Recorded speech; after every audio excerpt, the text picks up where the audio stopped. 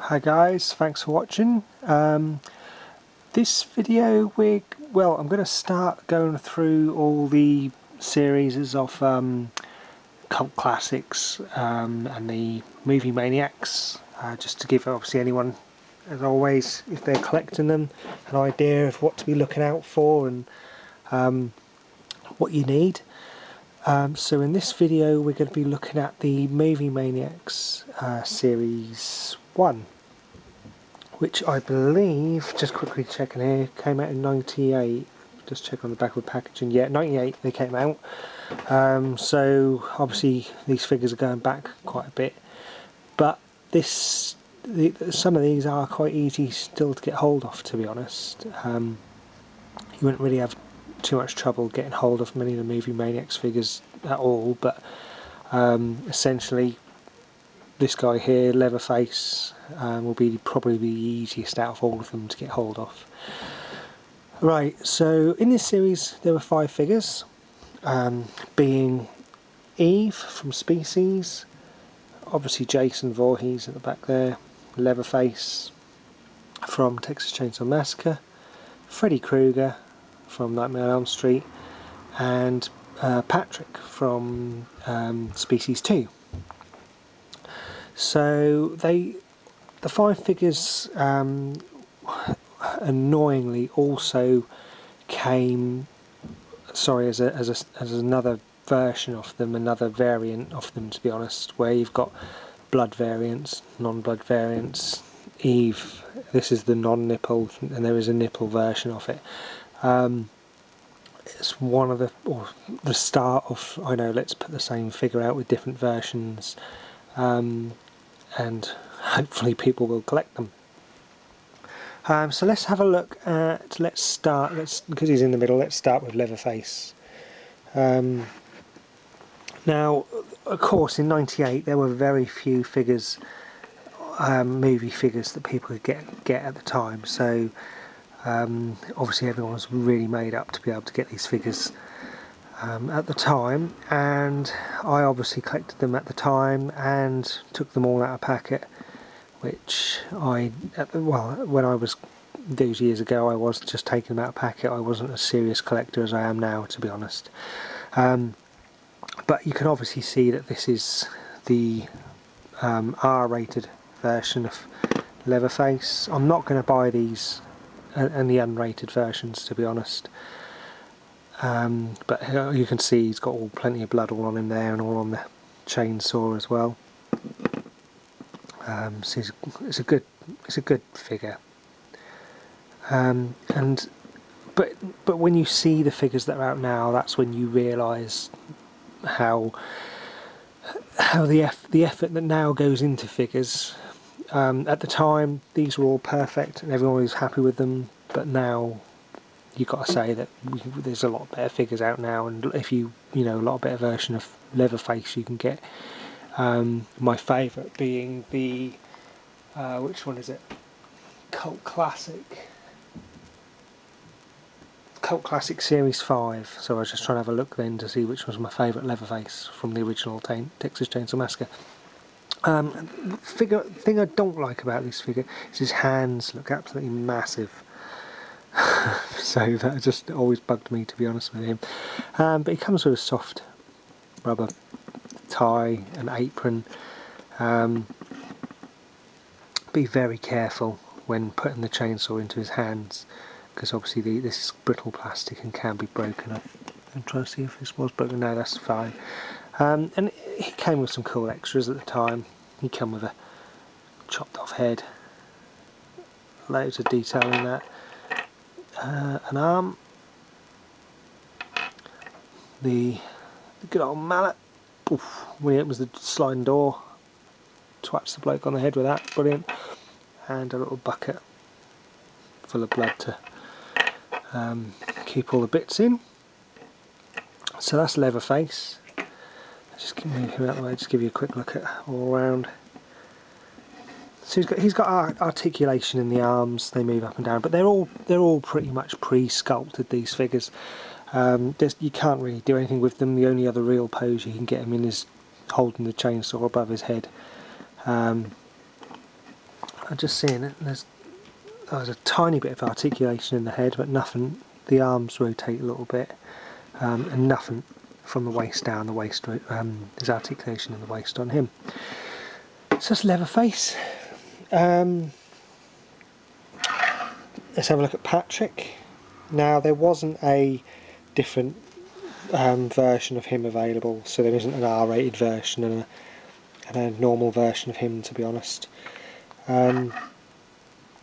So it's a good figure. Quite why they did this when there was other horror icons out there to do, I don't know. I never really liked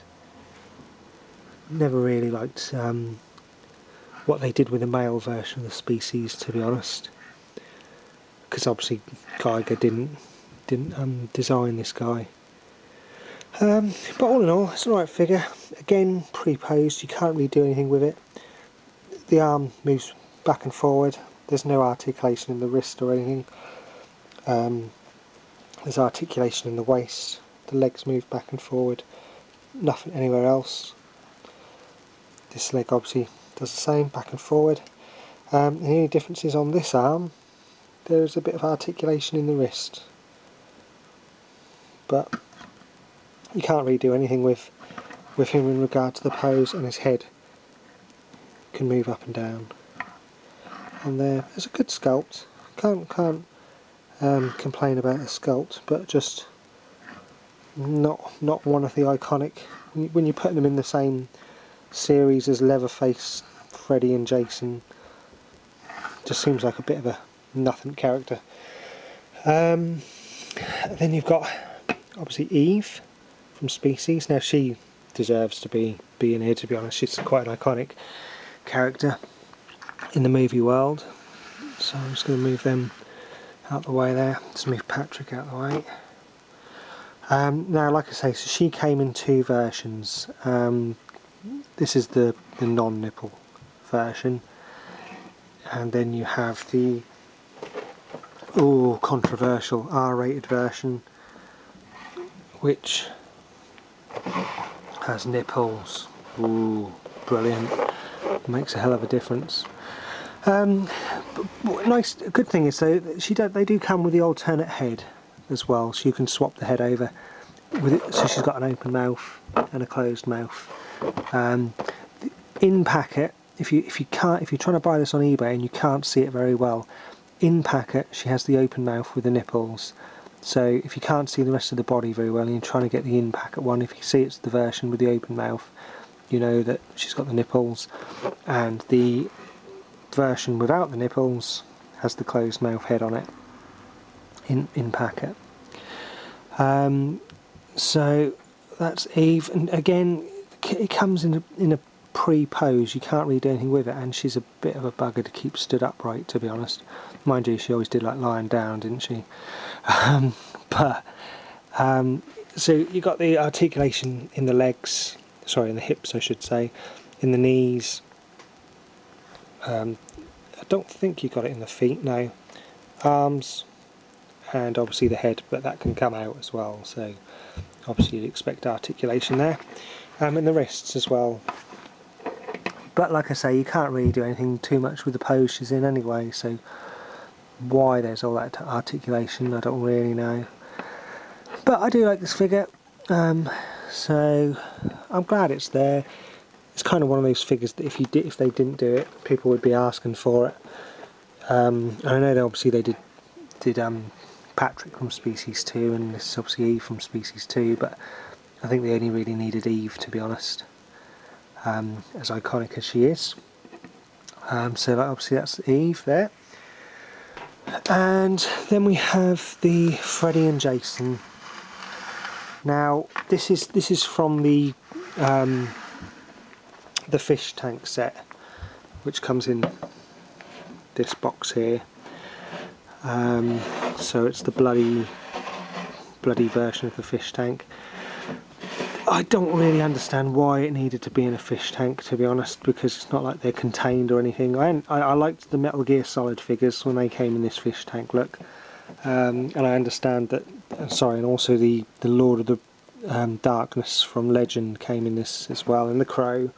They put out quite a few figures in it, but I didn't really see why Freddy and Jason needed to be in there, just to splatter some blood up on it. So we have obviously Jason Voorhees here, with the look of him from Jason Goes to Hell, obviously Friday the 13th Part 9, and Freddy Krueger, and we can see straight away that it is not from the original Nightmare on Elm Street, because he's got the green and red stripes on his arms, so he's obviously from Part 2 onwards.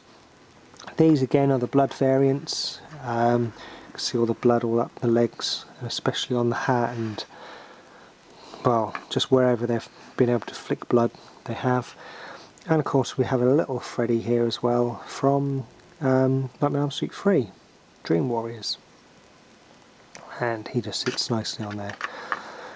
When you buy these as single figures, obviously this just comes separate, and there's no real place to put him. He's just in this funny pose, and you know, I like the fact he's got this little thing there to sit on in this set. Again, they're kind of pre-posed, you can't really do anything with them. Freddy's got articulation in the waist and the arms and the head and the wrists, I believe, yeah, and that's it. Same with Jason, apart from he's got leg articulation, or hip articulation I should say.